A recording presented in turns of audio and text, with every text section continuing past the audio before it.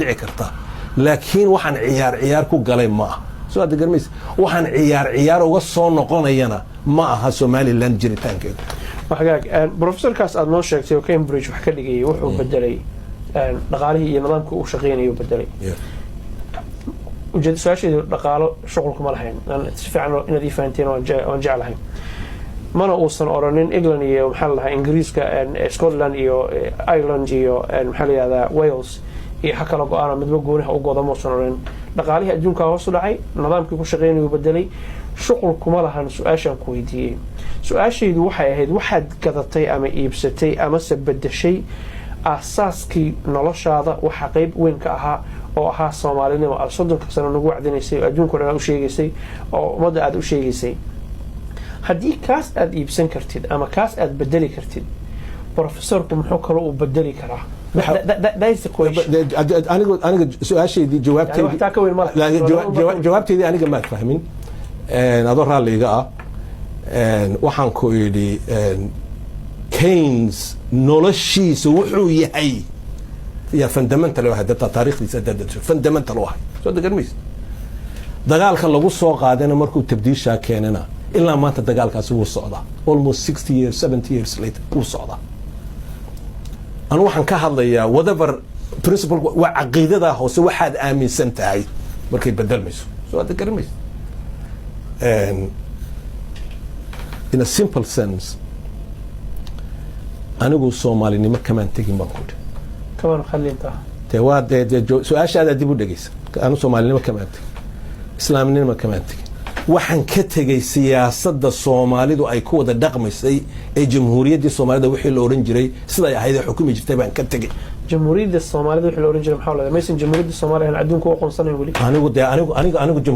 jamhuuriyadda Somaliland baan aqoonsanahay right so the garmis marka anu taasan aaminsanahay jawaabteeduna waa taa way waa arrin fiican weeyaan isi waxa isticmaalaysaa af Soomaali aniga waa iga badaysaa 100% marka tiraahday jamhuuriyadda Somaliland definition ka ama qeexitaanka jamhuuriyad wuxuu yahay wadan xuduud leh madax banaan adduunku intiraafsan yahay oo asoo gooli u taagan sida Soomaaliya ay tahay Uganda ay tahay Tanzania ay tahay Kenya ay tahay wadamada caalamka oo dhan taariikhda walaalkay adigoo aad iyo aad raaliga su'aalahaguna waa very important questions so I have enormous respect for this thank you and wax jiray way waxaan jirin ma wax jiray way Soomaaliya oo aan jirin tani markaad ka hadlaysay Muqdisho iyo Koonfur oo aan jirin bay Somaliland jirtay as a country hadda su'aasha dhamaystiran more than 30 countries baa aqoonsanaa Somaliland inay wadan cusub oo xorriyad qaatay tahay soo dhagarmays xuduud bay lahayd soo dhagarmays caalanka Soomaalida ee maanta xamar yaala ee buluuga ee xidigtu ku shaabadaysan tahayna 5 gees buu leeyahay shantaa gees shan wadan maaha gobollo wadan kale ka tirsan 5 wadan ayay ahaayeen 5 wadan Somaliland mid bay ka mid ahayd Soomaaliyana mid bay ka mid ahayd saddexdii kalena waa kuwa iska tagay soo dhagarmays Somaliland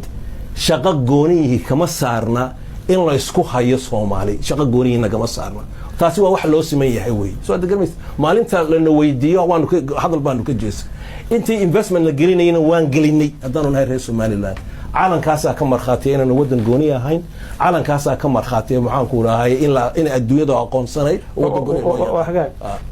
caalankan buluuga marka waqooyiga laga keeno koonfurta la keenay caalan noocay bay koonfurta lahayd oo caalamku yaqaan maadaama laba doon kala duwan ay ahayn on your own account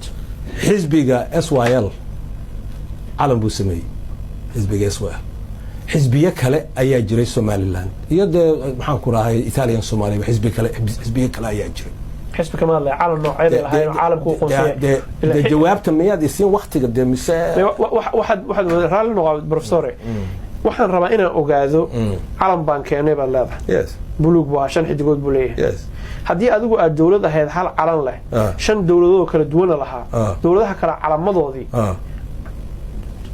calan noocay koonfurtu lahayd xisbi ma sheegayo xisbiye badan oo calamo la jira waqooyiga laftiisa xisbiye kala duwan ka jira waatan ku soo wada calamay kala yeelan karaan soo dawladda Soomaaliya calankii lagu yaqaanay ee koonfurta ee madax xarunta u ahayd calanku wuxuu yaqaanay markaa waxaan ku yiri hadayada si wanaagsan ii dhigay ka musay ku dhageysanaya ballan Somaliland saddex waxa jira xisbiyo waaweyn SNL NUF USP xisbiye kala gooniyahaya community kala goongoniyahay ku jiraan anigu familygeyga waxaanu ahayn NUF USP maanaan ahayn waxyaabaa dadku ay iska samaystaan dadka samaroonka wada USP maanaan ahayn NUF baanu ahayn laakiin calan min ahayn dowlad min ahayn hadday dhegeyso soo degarmaysa dowladnimo ayay saddexduba ka shaqaynayeen horta in ingiriiskii dowlad laga qaato xornimada kamay shaqaynayn in muqdisho la xoreeyo taasi shaqo kale dadkii kale u taallay shaqadii halkaa xisbiyadii kale in waddankan la xoreeyo waxay taasi ku tusaysaa inay ka gooni ahayd Somaliland Soomaaliya inay ka gooni ahayd xisbiga USP iyo xisbiga SNL iyo xisbiga NUF shaqadoodu waxay ahayd ingiriiskii in laga xoroobo deetana marka taa la dhammeeyo